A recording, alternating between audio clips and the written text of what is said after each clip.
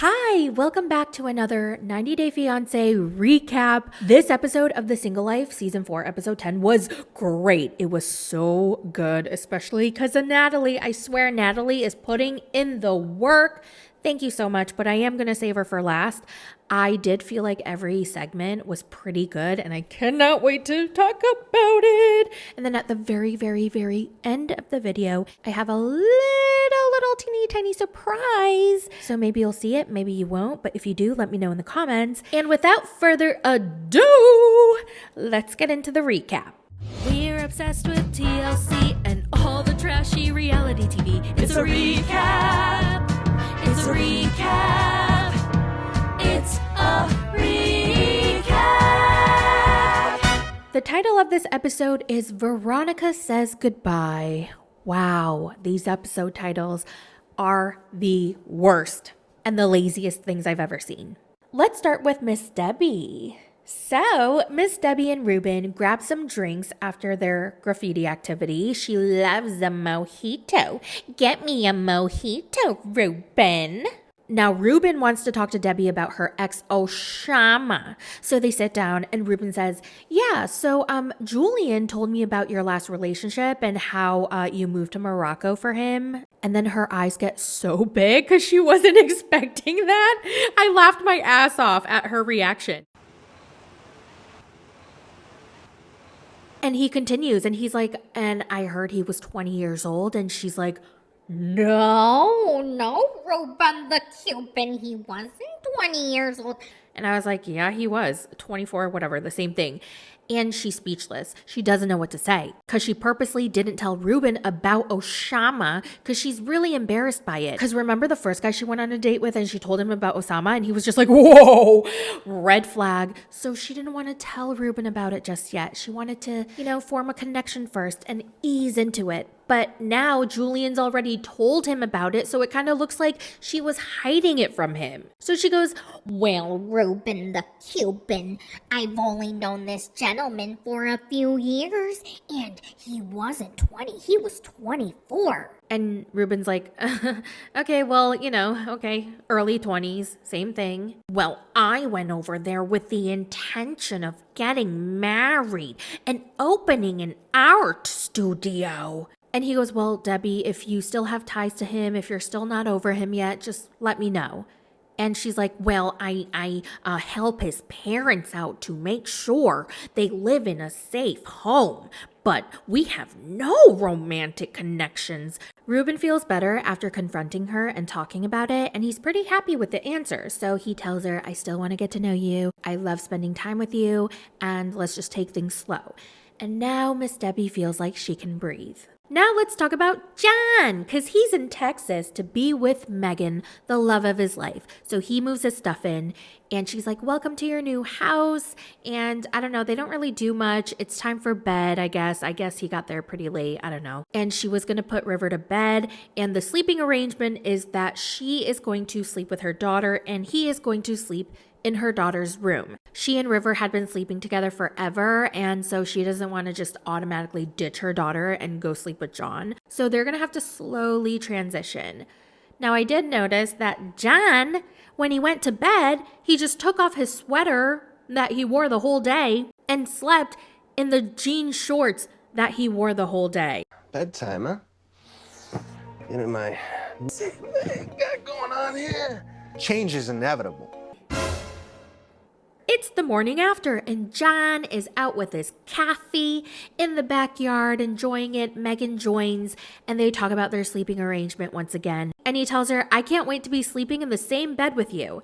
And she's like, yeah, it'll take some time because River and I have been sleeping in the same bed together forever. And he's like, okay, we can have sex in the laundry room. No, that's not going to happen because River is my child and she's in the house, so no. And he's trying to process it. He's like, okay. Well, what do you think about an engagement ring and, like getting engaged, like a commitment, because we've been together for 9 months and in about 3 months it's gonna be a year. So I was just thinking like maybe you'd get me a ring and we could, be fiancés. And he goes, Wow. Seems a little fast. It doesn't really feel that fast to me because you've done it before. Whoa, Megan, that was a mistake. And she doesn't look too happy. Look at her. Is that the face of happy? No. I think he definitely needs to wait. I mean, he just got there yesterday. Shit can go down real fast once you live with a person, okay? All their worst quality and traits come out. So wait. Live with the person for at least 3 to 6 months before you make any type of long-term forever commitment. Next is Veronica. And remember in the last episode, Veronica and Jamal had that epic fight and Veronica was so pissed off. She was fed up and she told him off. And she's like, I don't know why I acted out like that. I definitely shouldn't have spoken to him the way I did. And basically, after the cameras left, they talked about it and they made up. So now they're filming and they're in front of the camera. So they have to rehash everything so that we, the viewers, understand what happened. And so she apologizes to Jamal. I personally don't think that was necessary, but that's just me. And Jamal says he still wants to keep dating her and eventually he's going to consider moving out to Charlotte. And her eyes light up. Actually, I was surprised. I was shocked he said that. I thought he thought this was nothing serious. I thought Veronica was just alone in this, but no. Jamal's considering moving to Charlotte. He even says, listen, I don't like Charlotte, but I do like Veronica and I want to be with her. Okay, who's this Jamal? Whoa. See, this is what happens when a man really likes a girl, okay? Women, ladies, listen. If a guy says he doesn't have time because he's so busy, it's because he doesn't like you enough. And that has nothing to do with you. Nothing's wrong with you. It's just you're not his priority. Because if he wanted to, he would. All right? He could always make time. Just remember that. It's time for Jamal to leave Charlotte, so Veronica drops him off at the airport, and he wants her to know that he's being intentional. Whether I like Charlotte or not, I do know I want to be around Veronica. I'm not going to put a time frame on it. And oh boy, Chantel. Okay, so Chantel, her best friend, and her 2 hired friends are having breakfast or whatever. And by the way, just have to say, I love her outfit in this episode. I think it's her best outfit yet. Gorgeous. So she's sitting with her friends and it's the morning after the snail dinner event. And she's like, Giannis's vibe was so off. He's acting so different. He didn't even kiss me on the lips when we said goodbye. And her hired friend goes, oh my God, the day before y'all were making out, tongue and everything all over each other in the ocean. That's so weird that he was avoiding you. And Chantel goes, yeah, I know. And he barely danced with me either. He barely talked to me. And now Chantel's really bummed. She's like, oh, maybe I shouldn't have come here after all. So are you starting to realize you don't want an American, or is it is there something I've done to change your mind about me? Maybe. Because you were supposed to be a vacation fling. Also, her friends do not help her situation at all. Rather than telling her the hard, brutal truth, they sugarcoat everything.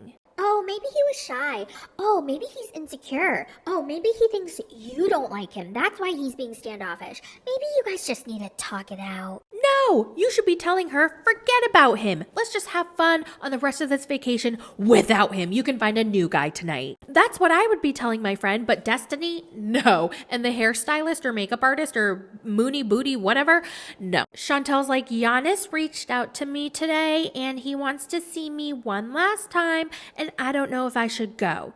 And they're like, yeah, you better go, girl. Okay, what else are we gonna do here?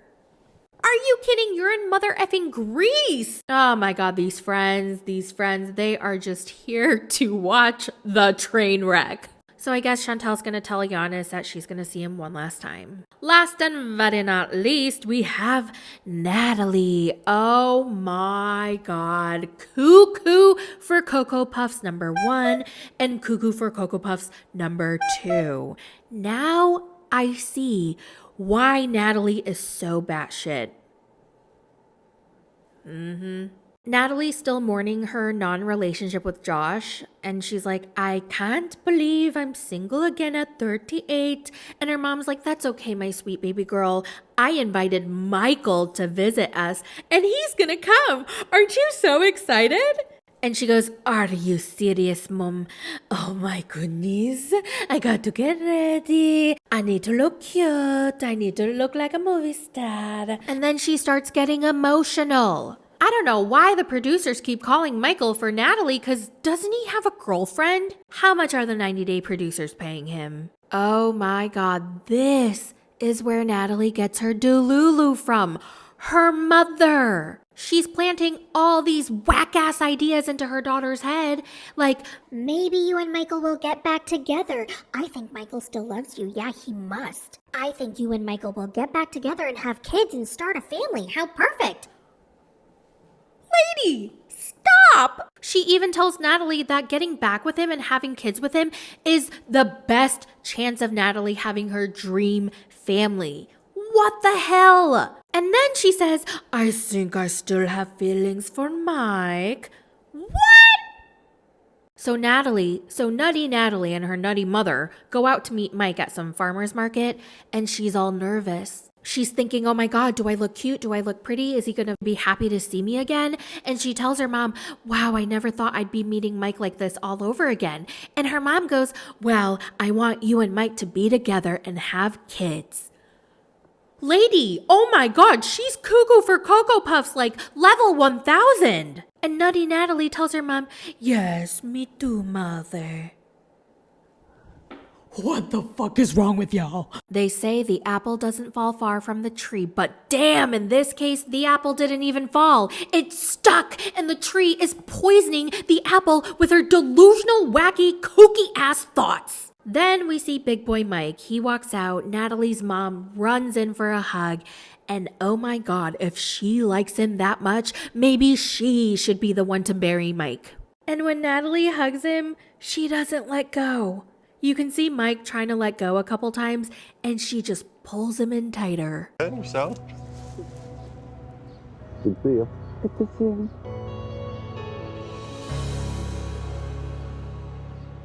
I swear they were hugging for like 5 whole minutes. Oh my God, she says in her interview scene That I hope I'm like J-Lo and he's like Ben Affleck and we can get back together again. So they buy some fruit because they're at the farmer's market, and they sit down to eat these strawberries. And these strawberries look so delectable and so juicy and delicious. I could not stop staring at Michael eat those damn strawberries. Вот где мы сейчас, Лос-Анджелес. But like mama likes here and like living. My mouth was watering. Then he asks her, so why did you even move to LA when you were fine in Florida? Like, did you move out here just for, what's his name? Josh. And she's like, well, yeah, Josh and I dated, but we broke up. It's complicated, but we're done. And then she completely shuts down. Like, look at her. What the fork is this? She looks like a 5-year-old who just got disciplined by her parent for not doing her homework. Then Nutty Mama says, I think it's time for you two to make up. Let's be a family again. You know what? I think you two need to talk alone. Please take me home. So then Mike and Nutty Natalie get in the car and they drive away. And the episode ends there. So in the preview for the next episode, we see Natalie tell Big Boy Mike, I still love you. I still care about you. And then she asks him, are you seeing anyone? Then we see Miss Debbie being mad at Julian for telling Reuben all about Oshama. We also see Chantel meeting up with Abercrombie's soccer boy, and whoa, they're making out again all over each other. So that makes me think that he's very uncomfortable with showing PDA when he's in front of his friends. I wonder how this is going to end. I feel like, Chantel, just enjoy your hot makeout with your hot Abercrombie soccer boy. And that's it, done. Go back to America and resume with your life. Well, that's it for the recap. What did you guys think about this episode? I actually want to know what you guys think about John and Megan. Do you think it's way too soon for John to be thinking about a proposal to Megan? Yes or no? Let me know down below. Faux show. Okay, that's all I have. Bye! Hi, everyone. It's me, Poe, your lovely, wonderful potato friend. This is a little preview of my makeover. Yeah, it's going to take a little getting used to. I know. It's a little weird. I understand. I don't know when I'm going to fully transition into this. My best friend Boba Belly made this filter for me. Like she custom made it because she's a very talented 3D artist and modeler. I asked her if I could see a little bit of her screen to like see the progress and how to make it. Y'all, I don't understand any of it. There's so many numbers, buttons, equations, folders, tabs. I'm like, what is all this? What does this all mean? And it is expensive, but I feel like it was worth every single penny. I'm so happy with this. Although I do want a little bit more jiggle on the bottom, Boba, if you're watching. And I love my bow. It's so cute. And the only thing she's working on right now is the hair. The hair is apparently super, super hard, especially to have it move. And so she's working on that right now. And as soon as I get my fabulous hair, then I think I'm going to transition into this potato. I don't know how you guys feel about it. I know it's so hard to get used to something new, but I don't know. Tell me your thoughts. What do you guys think? I think I look so adorable. I'm obsessed. What's really cool is if you download the Lens Studio by Snapchat, because that's the program that she's using, you can like move. Do you see how I move that? You can move the eyes and the mouth and stuff like that. You see? Yeah. So I can look like this, or I can look like that. Yeah. Or I can have it outside my head. Let me put my mouth all the way on the bottom. Look at this. It's so cute. Or is it weird? I don't know. But anyway, I know a lot of people ask me, how do I do this filter and film a video? Basically, I use Snapchat.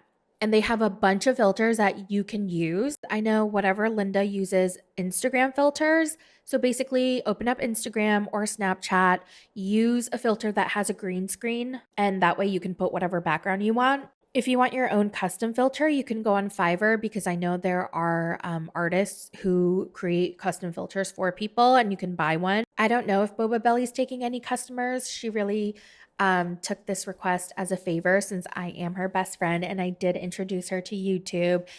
She is expensive, but you know what? She's very, very skilled. The girl worked at DreamWorks, y'all. Okay, DreamWorks. You know, the movies that you watch, Shrek, Trolls, Kung Fu Panda. Yeah. Anyway, I'm just going to fix my face proportions and figure out what I want. And then, I don't know, I'm going to slowly debut this. I hope people don't hate it, but I think once the hair comes in, it's going to look so cute. I'm going to do a side ponytail, so it's going to come out of this bow. So that's what I want. I don't know if I should get bangs. What do you guys think? Let me know. You can also make the mouth super small. You see that? Oh my God. All right. Well, if you made it to the end of this video, thank you guys so much. Let me know your thoughts on this filter. If you want me to like have bangs, no bangs, what proportion of face you like. Also, Seeking Sister Wife just started and I will be covering that. So stay tuned for that recap very soon. And I love you guys. I will talk to you in the next one. Bye. It's a recap. It's a recap.